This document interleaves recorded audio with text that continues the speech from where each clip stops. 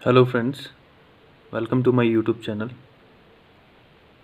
Previous lectures में lecture number 3 तक मैंने आपको वो टर्म्स डिस्कस करवा दिए थे जो कोड में स्पेसिफिकली मेंशन्ड नहीं है, बट मोर ऑफ्टन हम यूज़ करते हैं प्रोविजंस में, डिफरेंट टाइप ऑफ प्रोविजंस। आज से मैं section 2 of code of civil procedure start कर रहा हूँ। उसको बताने से पहले एक चीज़ मैं डिस्कस कराना चाह रहा हूँ आपसे। वो फैक्टर है अबाउट कि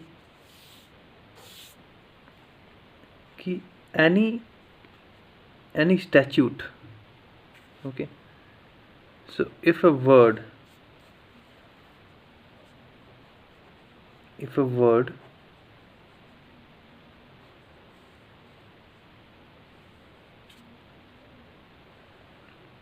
अगर कोई वर्ड आपका स्टैच्यूट में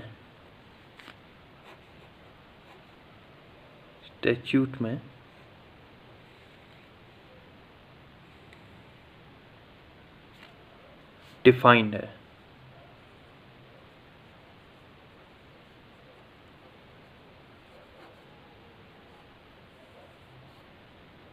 ओके। सो अगर कोई वर्ड आपका स्टैच्यूट में डिफाइंड है, सो इस वर्ड को, जो डिफाइंड वर्ड है, हम लोग यूज़ करेंगे, is used in the body of the text, in the body of the act,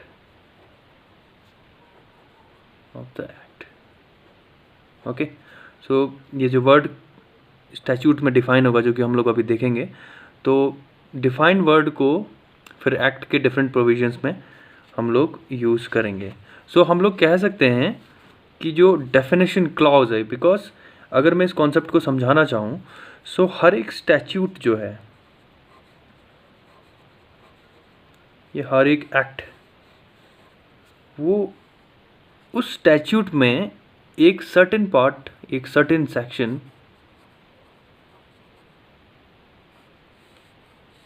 section में कुछ इम्पोर्टेंट वर्ड डिफाइंड होंगे, और मोस्ट इम्पोर्टेंट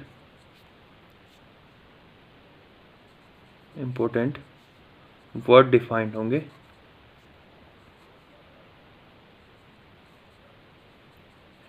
जो कि यूज़ होंगे इन the body of the text, okay.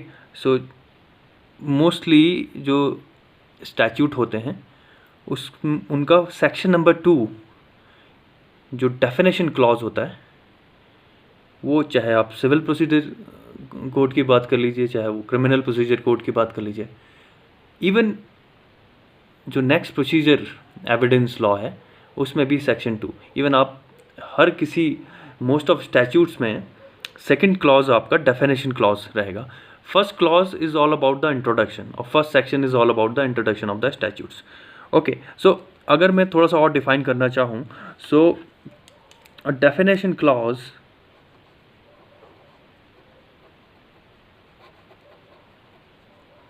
Definition clause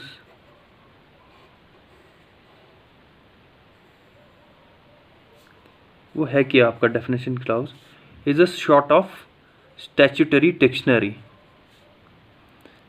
okay, is a short of statutory dictionary,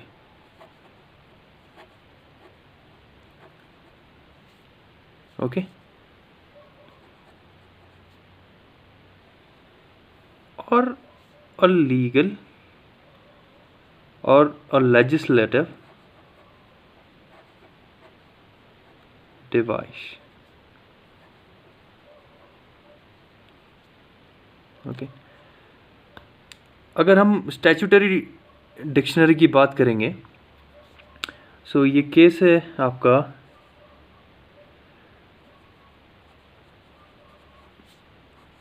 and company limited versus union of India, 1975 का case है।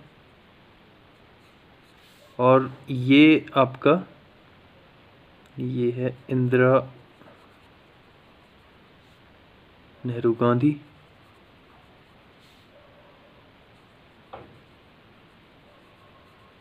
Versus Rajnarayan.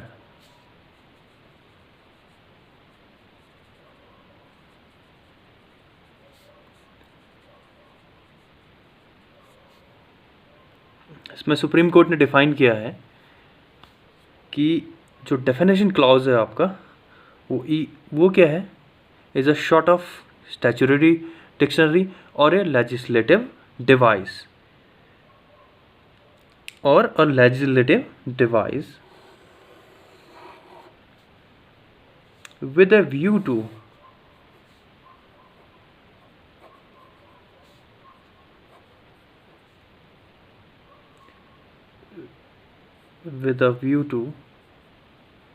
means क्यों उसको कर रहे हैं objective, with a view to make different provisions of any act very simple।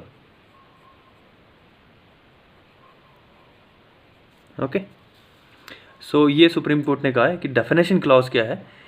मैं एक बार पढ़ दे रहा हूँ कि स्टैट्यूटरी डिक्शनरी और a legislative device with a view to make different provision of an act very simple. Okay, so definition अगर हम लोग कंफर्म कर लेते हैं, सो सब्सिक्वेंट जो प्रोसीजर को अंडरस्टैंड करना हमारे लिए इजी हो जाएगा। सो ये सुप्रीम कोर्ट का स्टेटमेंट है। अब मैं सेकंड कॉन्सेप्ट की ओर बढ़ूँगा आपका, और ये कॉन्सेप्ट यहाँ से स्टार्ट होता है। ये आपका एक जनरल रूल है, डेफिनेशन का जनरल रूल जो हमने पढ़ा है। This is the general rule, this is the general rule of definition of certain terms. Now we'll start with our next one, and this is the section 2 clause 2 section 2 clause 2 section 2 of CPC। Okay, सो उसमें सबसे पहले हम लोग बात करेंगे adjudication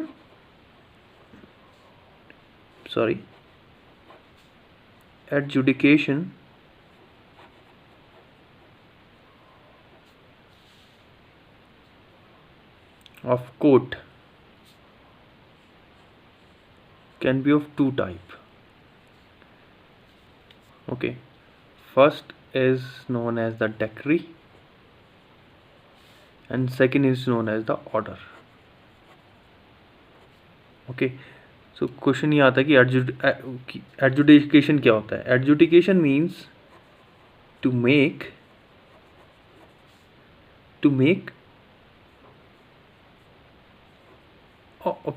an official decision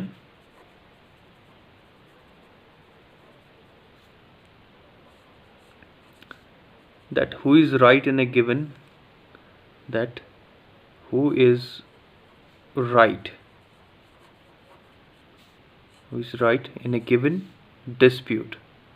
in a given dispute।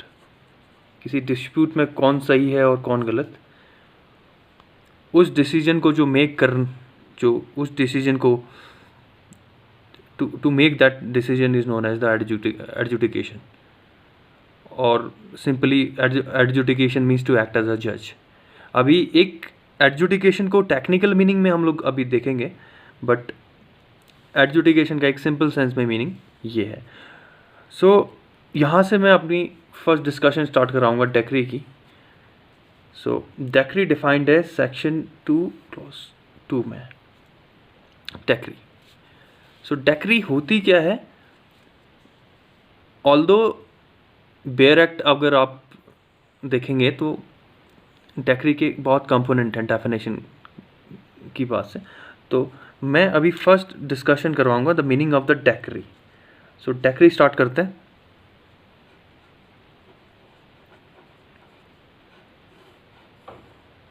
Decree and the first part of the decree हम लोग deal करेंगे and that is meaning.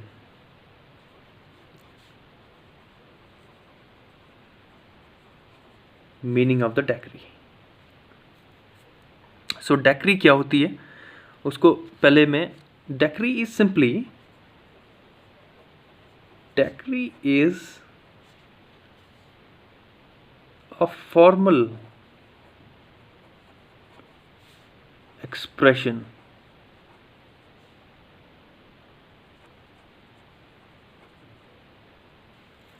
okay of adjudication.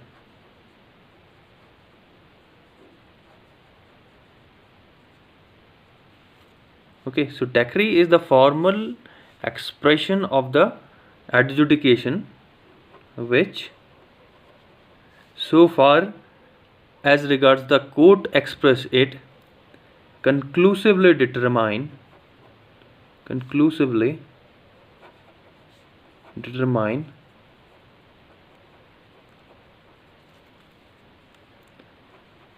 the rights,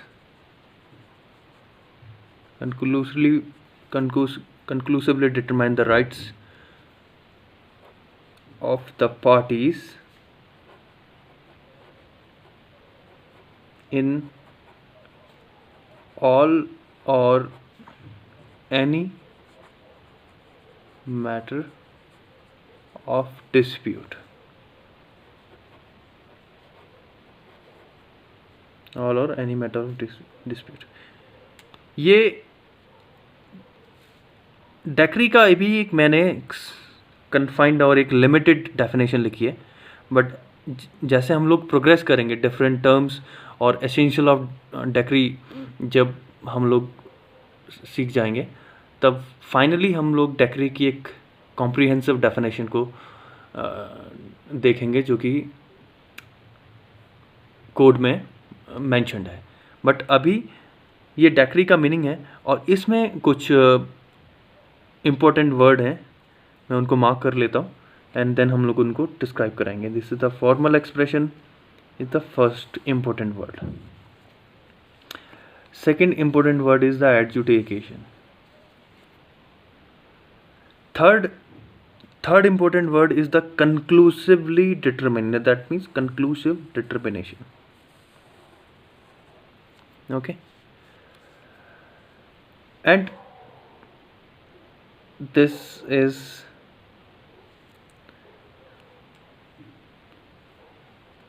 in a suit, I'm sorry, इसको in a suit, in a given suit. So एक suit हो गया और एक rights of the parties in dispute, right of the parties in dispute. So यहाँ से अगर मैं कंबाइन करना चाहूँ, सो डेक्री के एसेंशियल पार्ट्स हम लोग देख लेते हैं।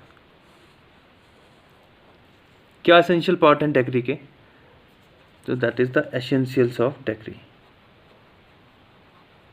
Essential parts of decree. Decree के essential parts,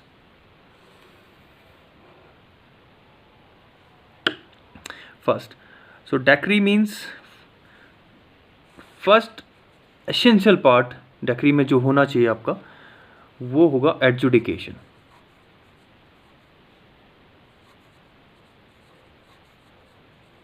there must be an adjudication, उसके बिना डेक्री नहीं आप यूज कर सकते। And then second, this is the first one, second one is the suit, and that adjudication must be done in a suit. ये adjudication आपका एक suit में होना चाहिए। कोर्ट एडजुडिकेशन करती है बट वो एक सूट से रिलेटेड होना चाहिए, सूट में ही कोर्ट एडजुडिकेशन या एडजुडिकेट करेगी। There must be suit, the second component. third component or third essential part of the decree is rights. Third part, rights of parties in dispute. Right of the parties in dispute. The next part, the fourth part. Fourth part is the conclusive determination. Is the conclusive. Conclusive means absolute determination or clear determination or decisive determination. कि court ही कर सकता है, final court में ही होगा. Conclusive determination. So absolutely कोई decision को determine court ही कर सकती है. So this is the, so decree जब पास करेगी कोर्ट तो दैट मीन्स वो डिसीजन जो है कंक्लूसिव होगा.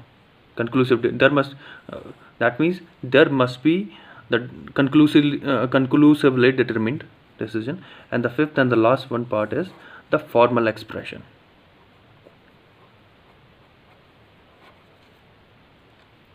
The formal expression. Okay, so एक बार देखें तो ये जो मीनिंग मैंने यहाँ पर लिखी थी, इसमें एक formal expression, this the component, adjudication component, suit is a component, an essential part, rights of the parties in dispute, and conclusive determination. So 5 parts decree के लिए एसेंशियल हैं. सो अगर कोर्ट कोई डेक्री पास करती है तो दैट मीन्स उस decree में ये 5 एसेंशियल पार्ट प्रेजेंट होंगे. अब मैं 1 बाय 1 इन सभी पार्ट को डिस्कस करवाऊँगा. सबसे पहले जो आज के डिस्कशन में मैं आपको एडजुडिकेशन के बारे में बताऊँगा कि हम लोग अगर कोर्ट का जो मेन वर्क होता है एडजुडिकेशन करने का, सो वो क्या होता है. तो एडजुडिकेशन को आज सीखते हैं, बाकी के टर्म हम लोग अपने नेक्स्ट लेक्चर में सीखेंगे. सो इसलिए मैंने इसको सर्कल कर दिया. अब हम लोग एडजुडिकेशन की बातें देखते हैं. सो एडजुडिकेशन क्या होता है. सो मैं लिख देता हूँ.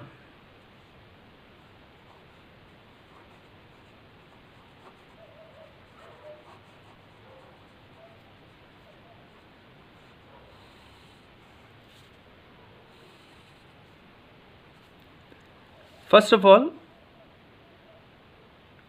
अगर हम देखें, सो एनी डिसीजन, अगर मैं यहाँ लिखूँ any decision of court, any decision of court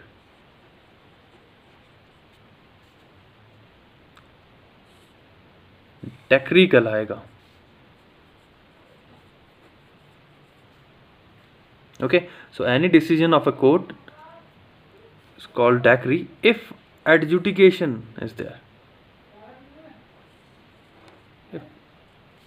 That means in order to be a decision of court to be a decree, there must be adjudication. So must be adjudication. Adjudication नहीं होगा, that means तो वो court का decision decree नहीं, वो decree नहीं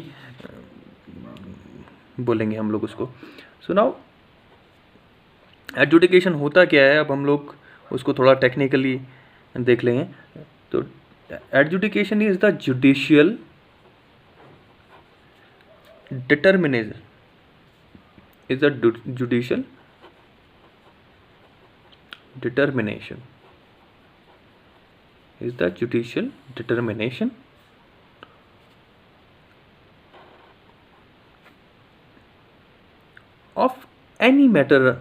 of any matter in dispute. Any matter in dispute. So that means adjudication का मतलब क्या होता है? Adjudication is the judicial determination of any matter in the dispute. जो मैटर डिस्प्यूट में है उसमें जुडिशरी जो डिटरमाइन करती है वो एडजुडिकेशन की कैटेगरी में आता है। अभी मैंने आपको बताया adjudication is to make official decision that who is right और रॉन्ग इन ए डिस्प्यूट। ये तो एक लूज सेंस हो गया एडजुडिकेशन को डिफाइन करने का। बट अगर हम लोग जुडिशियली और लीगली अगर इसको डिफाइन करते हैं एडजुडिकेशन को, so adjudication is the judicial determination of any matter in dispute. Okay, so that means कि अगर किसी मैटर में या किसी प्लेंट में नॉट जुडिशियल डिटर्मिनेशन नहीं होगा तो डेक्री नहीं होगी, तो वो डेक्री की कैटेगरी में नहीं आएगा। Okay, that means in the absence of judicial determination there will be no decree. There will be no decree. So why? ये तो इसका कंक्लूजन क्या होगा? Not why. मैंने आपको बताया कि जुडिशियल डिटर्मिनेशन अगर नहीं होगा किसी प्लेंट में, सो वो डिक्री नहीं होगी। सो इसका क्या कॉन्सिक्वेंस होगा? इसका कॉन्सिक्वेंस क्या है कि एक जो डिसीजन है, अगर मैं डिसीजन लिखूं तो किस टाइप के, मतलब क्या मैं आपको बताना चाह रहा हूँ कि जुडिशियल डिटर्मिनेशन नहीं है तो डेक्री नहीं है। तो ऐसे कौन से डिसीजन हैं जो कि डेक्री की कैटेगरी में नहीं आएंगे? सो फर्स्ट डिसीजन है या first is the administrative nature. Administrative nature, अगर डिसीजन आपका या कोर्ट का डिसीजन एडमिनिस्ट्रेटिव नेचर का होगा तो वो डेक्री नहीं होगा। फर्स्ट। सेकंड, बात करते हैं ऑर्डर की। अगर एक ऑर्डर पास करती है कोर्ट, ऑर्डर किसका? ऑर्डर डिसमिसल का।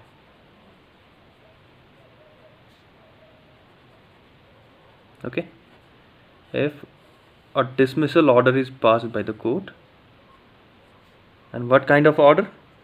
So ये dismissal order either suit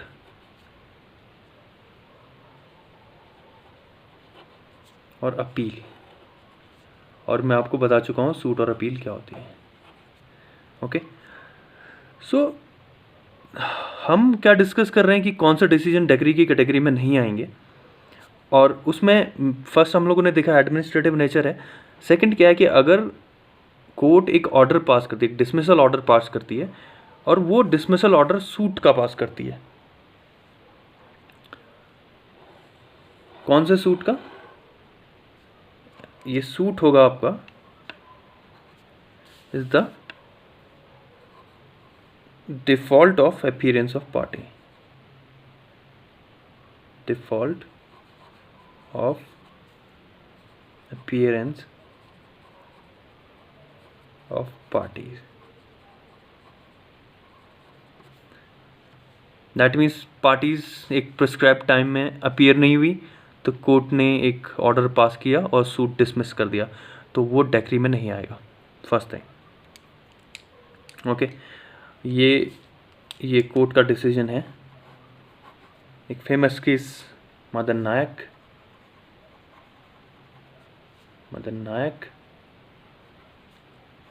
versus Hansubala देवी। 1983 का केस है। देवी 1983। इसमें कोर्ट ने ये बताया था कि सूट हम लोग डिसमिस कर लेंगे या सूट के डिसमिसल का ऑर्डर पास कर लेंगे for default of appearance of parties. The Madan Nayak versus Hansubala Devi case. Okay, now appeal.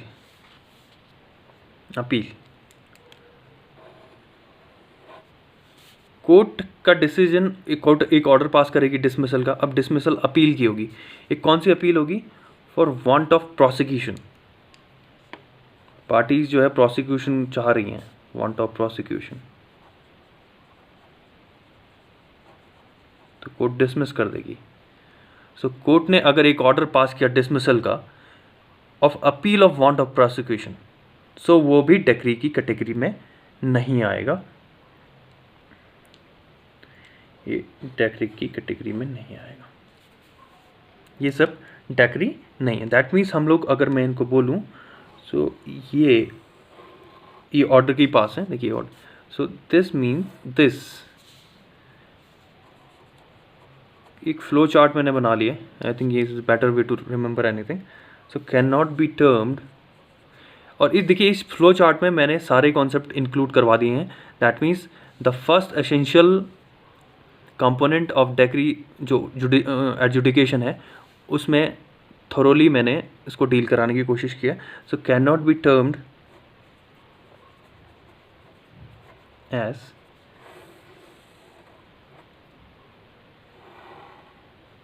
cannot be termed as decree. Okay, so decision of administrative nature or order of dismissal of suit or appeal, suit for default of appearance of party और appeal for want of prosecution, so उनको हम लोग decree नहीं बोलेंगे। Question क्या, एक question ये rise होता है कि क्यों हम लोग इसको डेक्री नहीं बोलेंगे, what is the reason, why, because ये reason they does not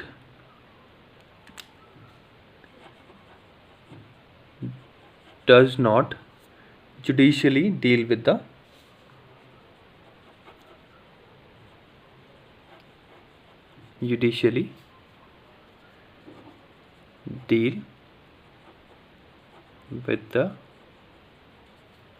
matter in dispute।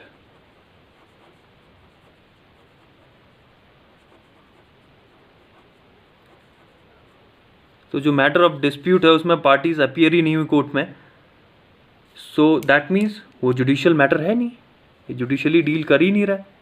तो जब जुडिशियली डील कर ही नहीं रहा है तो डेक्री की कैटेगरी में हम लोग उसको नहीं इंक्लूड करेंगे। ये जो स्टेटमेंट है ये एक फिर से एक सुप्रीम कोर्ट का केस है, मैं लिख देता हूँ। दिस इज मोतीलाल वर्सेस पद्मावैन, ये 1982 का केस है। उसमें सुप्रीम कोर्ट ने बोला कि ये वाले डिसीजन जो है आप डेक्री में नहीं इंक्लूड करेंगे। और क्यों डेक्री में इंक्लूड नहीं करेंगे, क्योंकि ये जो मैटर इन डिस्प्यूट है उनसे जुडिशियली डील नहीं करते हैं। ओके, लास्ट पॉइंट जो कि मैं एडजुडिकेशन के रिलेटेड आपको बताऊंगा, वो पॉइंट है कि एडजुडिकेशन के लिए ये ज़रूरी है कि कोर्ट आपका एडजुडिकेशन पास करे, क्योंकि एडजुडिकेशन आपकी अदर अथॉरिटीज, ट्रिब्यूनल और ये सब भी, इवन एडमिनिस्ट्रेटर भी ये पास कर सकते हैं। बट जुडिशरी में हम लोग बोलें कि adjudication must be by court, must be by court. तो इसका मतलब क्या हुआ, दैट मीन्स कि अगर एक ऑर्डर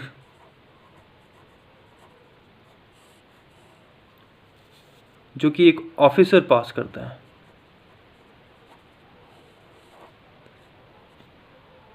और जो कोर्ट नहीं है, जो court not a court, so that means ये ऑर्डर भी डेक्री की कैटेगरी में नहीं आएगा। दिस ऑर्डर इज, ये ऑर्डर अगर हम लोग बात करेंगे तो ये order not a decree, not a decree. देखिए थोड़ा सा मैंने एरो बना दिए, ये देखिए decree, this order is not a decree. Okay, so that means कि एडजुडिकेशन जो है वो कोर्ट करेगी। सो अगर कोई एक ऑफिसर जो कि कोर्ट नहीं है वो एक ऑर्डर पास करता है तो वो डेक्री नहीं होगी। ओके, सो यहाँ से हम लोगों ने देख लिया कि डेक्री कौन कौन नहीं होगी। डिसीजन एडमिनिस्ट्रेटिव नेचर का ऑर्डर जो ये हो गया, and then this much, okay, so ये डिसीजन आया था, ये जो स्टेटमेंट था, सुप्रीम कोर्ट ने एक फेमस केस में दिया था। ये केस है आपका Diwan Bros versus Central Bank of India.